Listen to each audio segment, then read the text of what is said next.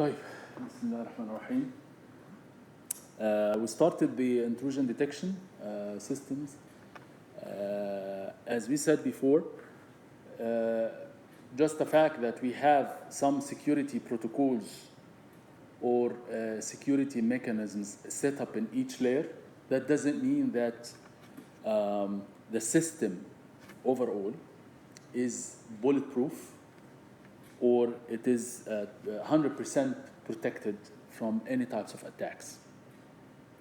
Therefore, we need a second line of defense, okay, that if there is some kind of attack, we can detect that the attack is happening. Because protecting against the attack, that doesn't mean that we are proof. So we have to have this second line of defense. So intrusion detection systems, these are the systems that can be used to detect that there is some kind of attack happening on the system. And if there is, then we can take the countermeasures to try to stop it, isolate the attacker, and so on. We talked about 3 types of intruders. اللي هو masquerader, which is a person who is external from the organization. And usually stopping masqueraders is relatively easy because of the fact that masqueraders naturally, they have limited access, right? Therefore, if a masquerader is having or trying to gain more privilege, okay, by accessing certain parts of the system, we can easily detect that because he is naturally an external person. Versus the misfeasor or شخص الفاسد زي ما قلنا, and the misfeasor is an internal, insider person. In that case, it becomes harder. It's still doable, but it requires much more sophisticated mechanisms to detect the malicious behavior when it comes to misfeasor, because he's an internal person, right? We talked about the hardest intruder, who is the clandestine. Clandestine is, again, a user, internal user with root privilege. And usually detecting malicious behavior for these types of attackers is the hardest, only to detect it, let alone to stop him, because the guy or the person by default has root access, okay? So if he is, on one hand, if he is gaining access to certain parts of the system, usually we categorize this as normal behavior because this is part of his job, right? So it's very hard for you to detect that whatever behavior this guy is doing is categorized as intrusion, right? And on the other side, even if you detect, it becomes really hard to stop him because he has root access. Okay? اتكلمنا على المثال بقى بتاع جوراسيك بارك بقى والايه وسبيد وافلام اللي هي الايه the classic movies that talk about these types of attackers that can gain root access to systems. In that case, it's very, very hard to stop. Okay? We also talked about the motivations for the intruders. Motivation, sometimes they do it as part of a regular business, okay? Because there has to be some motivation, right? Motivation is very important. So either they do it as part of a business, and in that case, they usually ask for a ransom. So they can مثلا cause some defacing of a web page. So they change completely the look of the web page, and this is like تخيل انت مثلا system like google.com, you deface the web page and you say ha ha ha مثلا, okay? So in that case, as an organization, you can pay a lot of money just to gain the website back. Similar to ransomware. Ransomwares, yes. Yeah, ransomwares. Happened a couple of years ago with the Windows. Yes, right, with Windows, yes. So that's part of a regular business, and usually this is for ransom. Another thing, or another type of motivation, as we said before, is for revenge. So you are terminated from your job, So you do this as part of a revenge. Or طبعا recently we've got another type of motivation, which is بقى politically motivated بقى. صح؟ اللي هو الموضوع الحصار. We do this just to attack a system which is part of a cyber war يعني. Okay? And of course this kind of motivation is supposed to gain more ground in the near future. So become a part of the weapons that you have, okay, is to attack or to have like some kind of cyber attack. Cyber arm. Yes, cyber arm, right, in addition to your actual arm. Okay, طيب. So these are some of the countermeasures which we talked about last time. You can enforce limited privilege. So this is really philosophical bad, because sometimes in order to avoid intrusions, okay, you say, okay, so I'm going to close doors and windows in front of people. Okay, so the only way to protect a system is to have like a closed thing around it and nobody can access it. Even legitimate access will be stopped. طبعا that's a philosophy يعني ولذلك يقول لك يعني انت if you want to protect something you put it in a cave and you close it. طبعا this is some people they think this way. They have this mentality. Okay, and that's usually not a good way of thinking. It's not a good approach, right? Because just the fact that you want to protect the system doesn't mean that you make it really miserable for people to gain legitimate access to the system. Balance. So you need to have some kind of a balance, right? So that's very critical, very. طبعا our most important tool is the logs. So the logs, these are the tools that you can access to try to monitor what events are happening in the system, and we'll talk about this more today. And as we said, the example is that upon termination of a person, يعني, you need to have a procedure to lock everything. Okay, which again sometimes it's done to the extreme.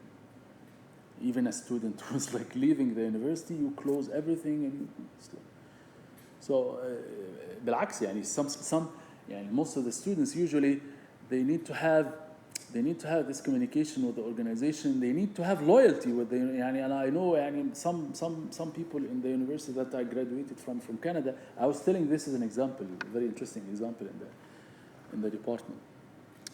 Some students who graduated from the same school in Canada like 10 years ago, now they are making donations hundreds of millions of dollars because of the loyalty and because of the يعني really the amount of يعني pride that they have having graduated from such university.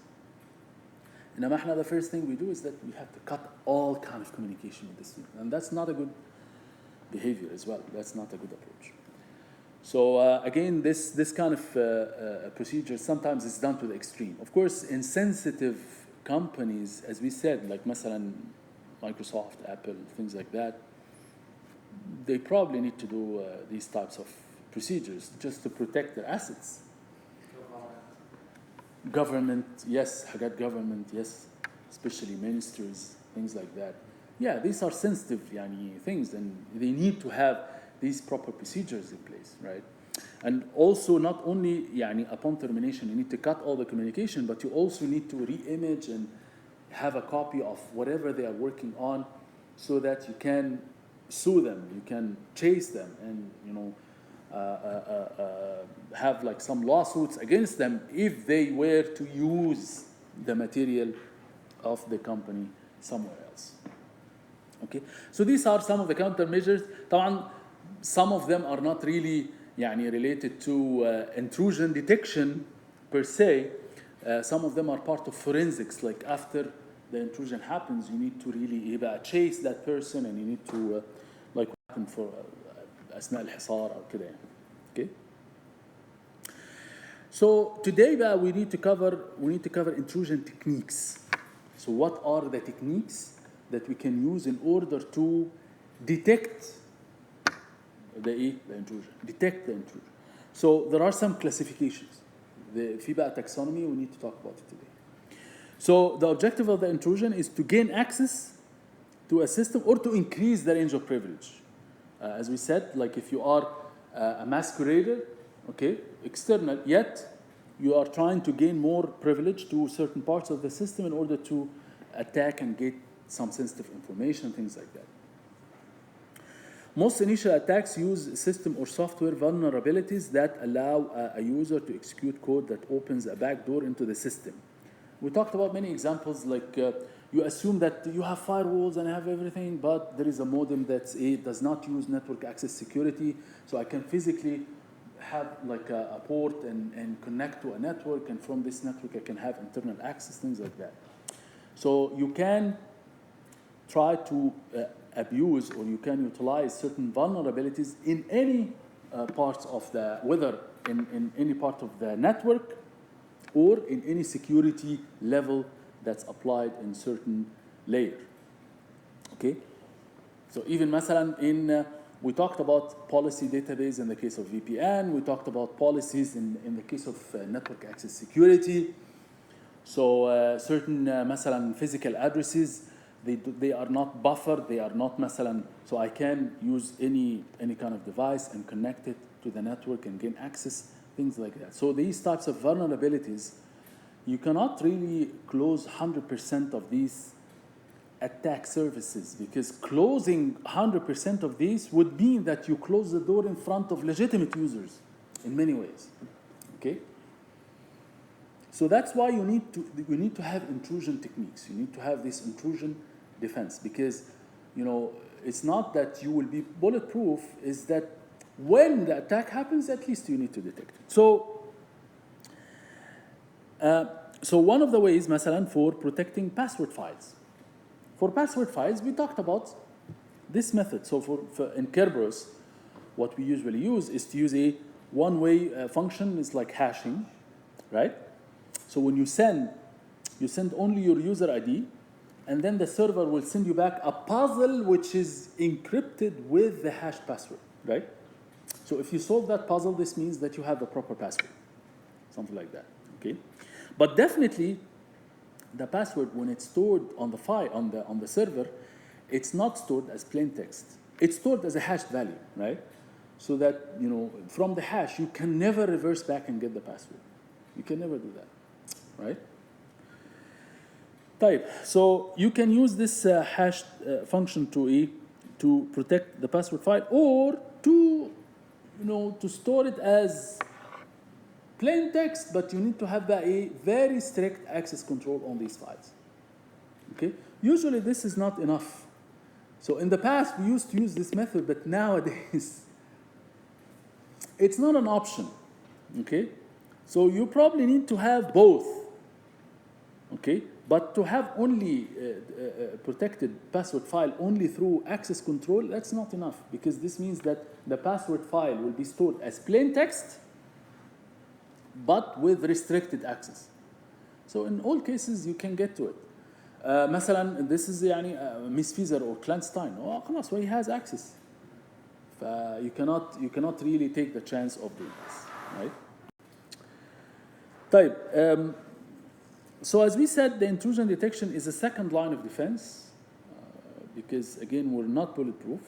So it's based on the assumption that the behavior of the intruder differs from that legitimate user in ways that can be quantified. And that's this is a fuzzy statement, really, because in some cases, if you take a look at the actions that a person does, sometimes it's very hard to say that this is an intrusion or not. Okay? Like every step, if you look at every step independently, it looks like a legitimate thing. But it's the consecutive steps and the collective steps that he does that can be categorized as an intrusion. So sometimes it's very hard. Okay? So that's why intrusion detection systems, when it comes to detection in anything, even channel detection, any kind of detection, you have some probability of error, which we call them a false alarm. Okay? So intrusion detection systems also have false alarm. Definitely. ليه بقى؟ هنشوف دلوقتي. Okay? لأن sometimes it's not 100% clear that the intruder's procedure or behavior can be really distinguished from a normal behavior. Okay? So if an intrusion is detected quickly enough, the intruder can be identified and therefore ejected. يعني بمعنى أن I detect that, okay, so Muhammad is trying to have an attack from a specific machine. Okay? If I detect this quickly enough, what I'm going to do is that, okay, I disable this IP address or even the physical address, okay, in such a way that I will isolate this machine completely. But of course, I still have the logs, so I still have all the activities that Muhammad was trying to do, so that I can later on chase him and maybe, press some charges against him or something like this. Okay. Intrusion detection enables the collection of information about intrusion techniques that can be used to strengthen the intrusion prevention facility. So again, as we said, one of the most important tools for detecting intrusions is to collect information. So all the activities that we're doing in the university, مثلا, whether we are accessing Blackboard, we're accessing this and that, everything is stored. And sometimes, in some cases, maybe you have not been informed about this, but in some cases, some students, مثلا, they make certain claims that, okay, so I was doing the exam and everything, مثلا, and I got some error ولا حاجة زي كده. And if you are doing the exam remotely, we have no way of verifying this.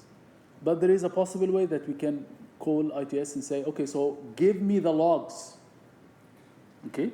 We do this at certain points, so that we can verify exactly. So everything that you do is supposed to be stored, recorded in the logs. So these logs, they have two purposes. Okay? Either we do the logs to track all the events, so that we can do certain verification, whether if you have an error for troubleshooting, يعني basically, or the other purpose is for detecting attacks, for detecting intrusions. ماشي? So the logs are very, very important things. So we have to collect information, and sometimes this information is about normal activities, and sometimes this collected information is with the purpose of detecting intrusion in particular. ماشي? So that's how we try to collect. So this part here is the profile of intruder behavior. So these are certain measurable behavior parameters. So this is a measurable behavior parameter. So assuming that we have some features or some actions or some events that we can put here in the x-axis, right? Here, based on these actions that you do, there is some probability that your actions is part of an intrusion or is part of a normal behavior. Okay? The key is here. Okay? There is some kind of overlap, right? So the ideal intrusion detection technique would be able to differentiate بمعنى ان هو يجي هنا كده ومعنى كده. Right? بس حتى ده, there is some kind of intrusion هنا which will not be detected. Right? So if you want to detect all intrusions, you have to also detect some false alarms. Okay? So there is no way you can avoid the overlap. Okay? So definitely in any intrusion detection systems, there's some kind of false alarm. Okay?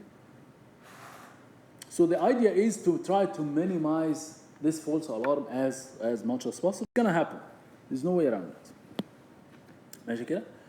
طيب, what are بقى these types of intrusion techniques? This is very important. This is the main issue. So there are two major types.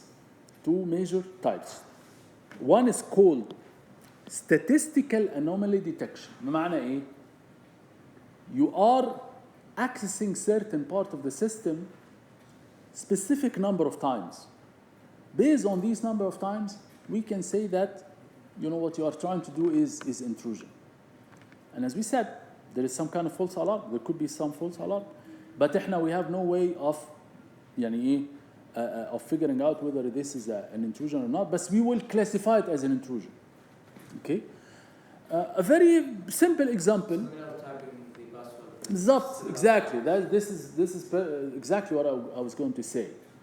So you type your password 3 times, and it's incorrect password. Okay, so I will assume that you are trying to intrude.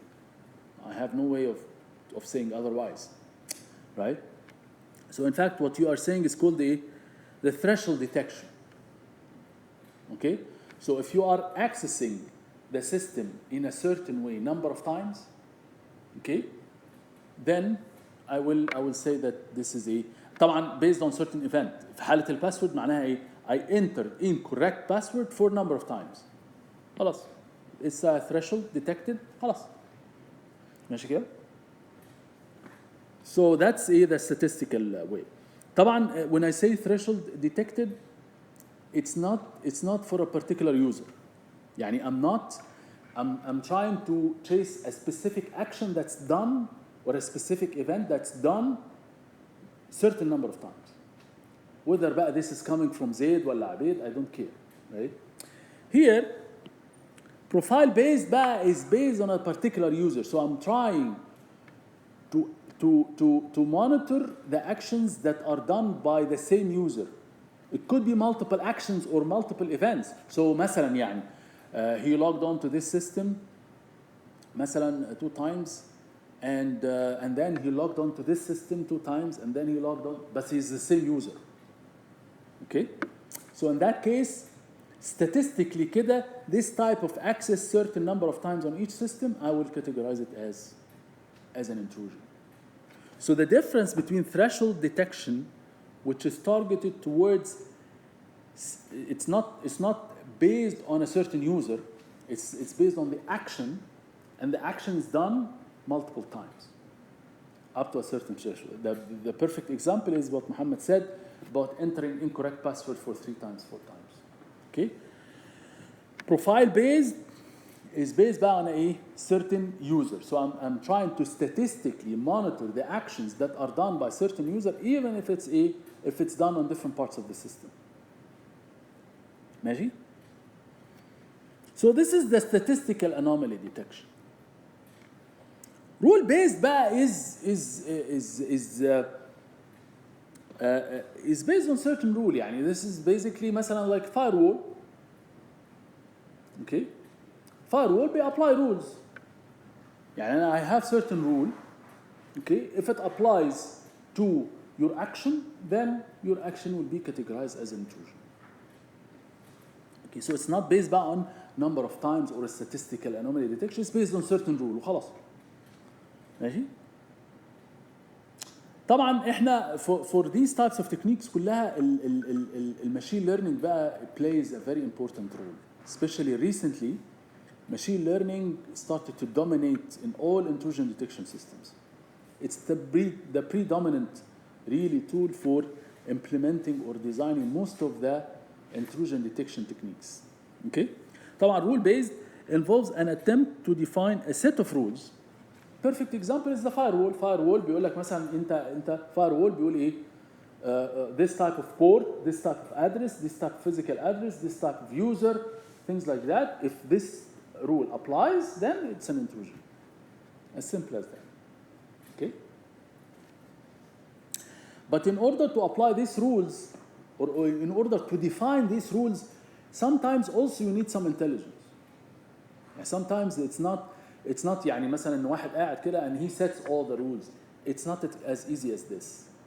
Sometimes you need to analyze the logs in order to come up with these rules. And for that you also use machine learning.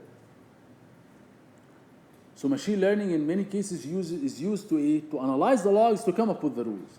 هنا you don't have rules, okay? But you have some statistics on the number of occurrences for certain event in the system. ماشي كده؟ طيب. So نحب طبعا in terms of the logs we call it audit records. We call the logs audit records. Audit record معناها ايه؟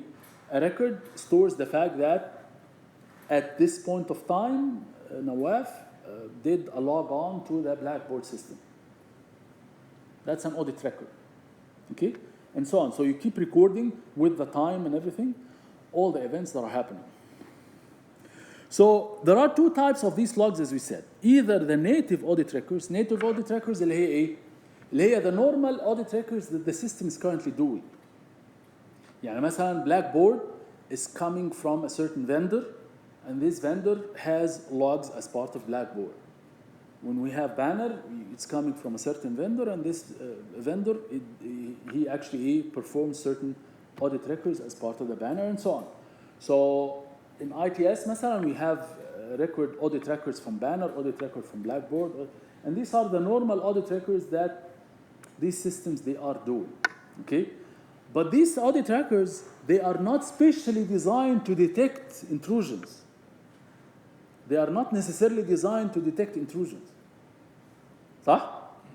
جايين كل واحد من different vendor وبتاع، أنا ما أعرفش يعني هو بتاع البلاك he's recording certain actions، بتاع البلانر he's recording different actions and so on. Okay? So these are the native audit records that comes with any package, with any service, okay? They are performing native audit records. So sometimes I take these native audit records and then I try to analyze it to detect intrusion. Although they are not originally designed for detecting intrusion, صح? These are native audit records as part of the system. ماشي?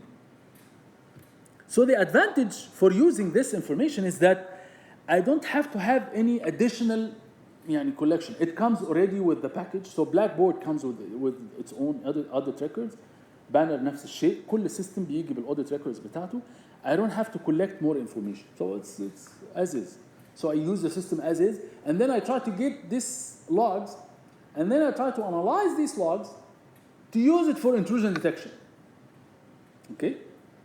So the disadvantage here is that using these native audit logs may not be the optimal choice for detecting intrusion. لأن أولا it's coming from different vendors. ثانيا each vendor is recording different audit records for certain purposes, but it's not originally for detecting intrusion per se. But the advantage here in my side is that I don't have to do, there's no overhead. I'm using the exact same audit records, right? Or بقى detection specific audit records. خد بالك, detection specific audit record, this is done for the whole system, right? So it's not vendor specific.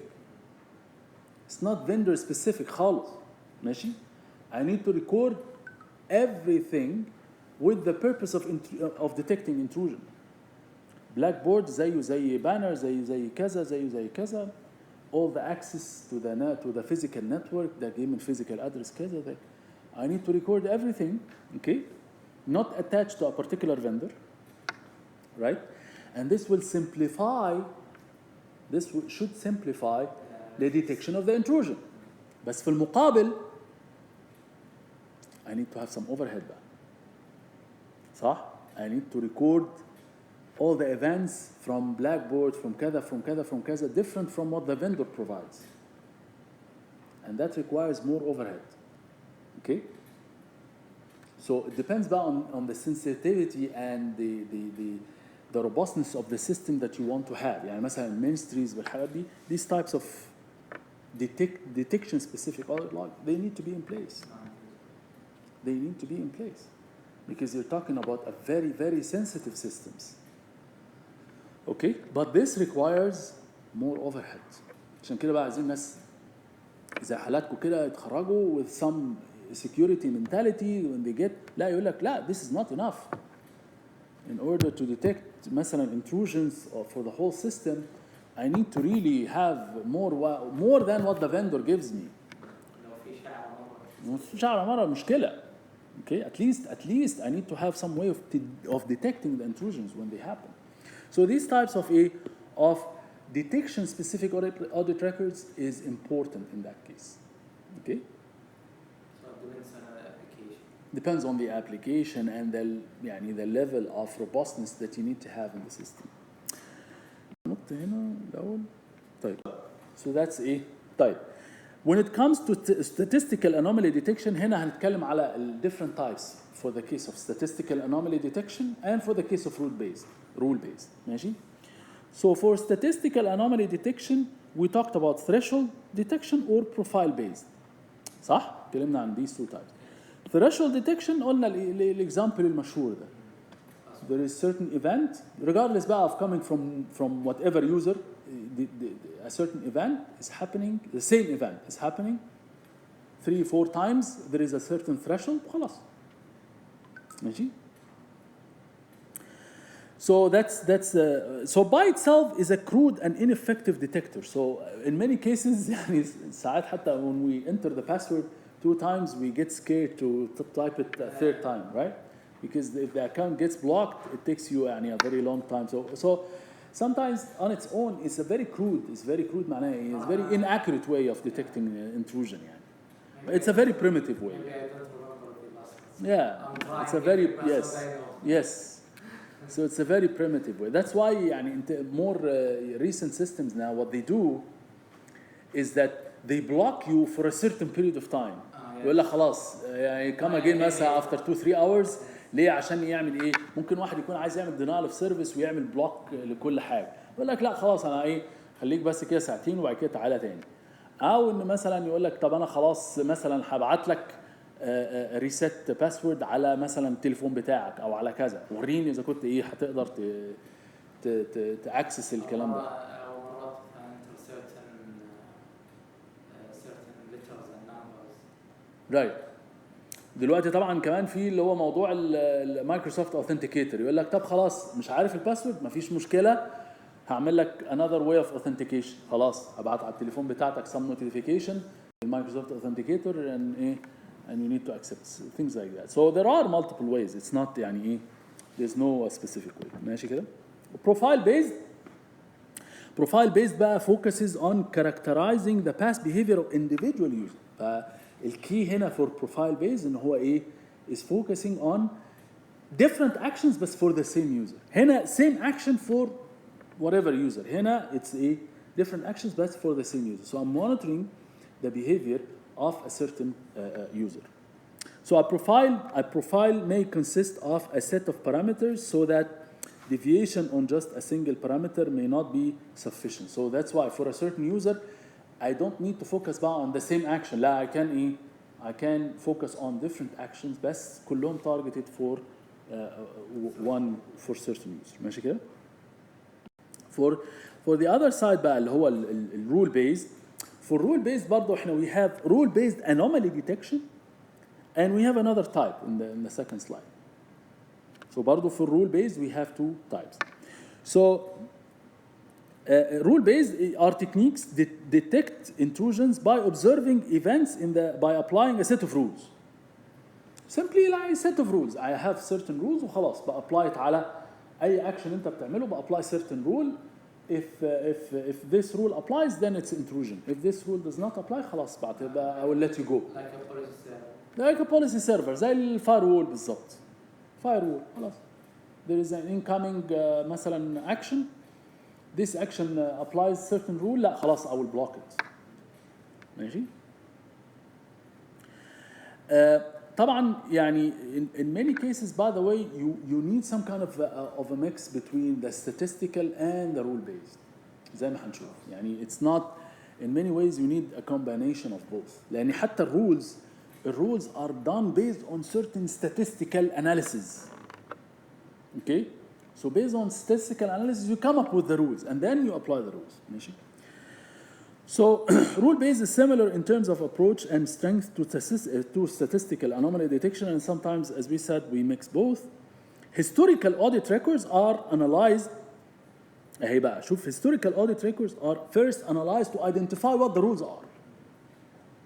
فاحنا بنجيب الاوديت records ونشوفهم كده, وبعدين من from the audit records we say okay, so I can come up with this rule, okay, that if مثلا this person مثلا is trying to access the system from this IP address, from this port, from this كذا, معناها ان this is not a legitimate access and I can block him. Is it manually or machine learning? ما انا زي ما قلت لك, even from the to come up with the rules we need machine learning. Okay, but machine learning at the end of the day, هو the idea of machine learning is that it needs some data. It needs some data set. In the data set you need to first tell the machine learning that this intrusion, this is not intrusion. يعني the data set has to have labels اللي هي بيسموها supervised learning, right? So that's why يعني in many ways you need to have the logs, and you need in the logs to say this is intrusion, this is intrusion, this is intrusion, and then you give it to machine learning. Then the machine learning would say, okay, so based on the intrusion that happened, I can come up with these rules or these behavior statistically that can say that this is actually an intrusion. The machine can identify between. Right, so the machine can automatically بقى later on identify. But in order for the machine to identify, you have to give it يعني ايه اللي هي بيسموها ايه case study او يعني solved examples يعني. It's like a child. Exactly, it's like a child. هو بيتعلم, لازم ده صح ده غلط, ده صح ده غلط, ده صح ده غلط, وهكذا. ماشي. So current behavior is then observed and each transaction is matched against the set of rules. Once we come up with the rules, it becomes easy because applying rules is very simple. So there is certain rule. So every action that's coming, okay, اللي هو current record بقى اللي احنا current record, it comes, وبعدين we apply the rules. واحد من الرولز مثلا بيقول لي ده intrusion, خلاص بعتبره intrusion, ببلوك الاكشن. ماشي. هنحط دلوقتي اللي هو الفلوت شارت بتاع الكيسز كلها. So in order for this approach to be effective, a rather large database of rules will be needed. يعني في rules كتيرة لازم تتعمل, بس عشان كده زي ما قلنا ان احنا we need machine learning sometimes to come up with these rules automatically. And again, I mean, these rules might change over time كمان. So that's why machine learning is very, very important tool. ماشي. فقلنا في rule based anomaly detection وفي rule based penetration identification. ماشي. rule based penetration identification بقى is typically platform dependent. يعني انت you are trying to detect certain intrusion to a particular platform. يعني مثلا زي Unix they have what they call rule based penetration identification. So in that case بقى you use مثلا very specific components for that platform. يعني مثلا bash scripts مثلا. ممكن اعمل intrusion using مثلا bash scripts. حاجات very much specific to the platform. Okay? So but again based on the scripts, so I don't only analyze the logs, I analyze the logs and the scripts, which are the once and then I get to the software, it becomes على طول platform dependent. خلاص يعني once I get to the software and how it's written, it becomes platform dependent because I'm not going to analyze and come up with the rules based on every single language on earth. لا خلاص, I have to be specific. I have to be specific مثلا whether this is for bash script, this is for Python code, this is for كذا. So I have to be platform dependent. ماشي? So penetration identification here talks about the attacks to the scripts themselves, and the scripts are by default platform dependent. ماشي? Typically, the rules used in this are specific to the machine and the operating system itself, whether it's Unix, Windows, things like that. So Windows will have certain type of rule-based penetration identification, which is different from Unix, different from Linux, different. ماشي? The most fruitful approach to developing such rules is to analyze the attack tools and scripts. ماشي? Tools and scripts.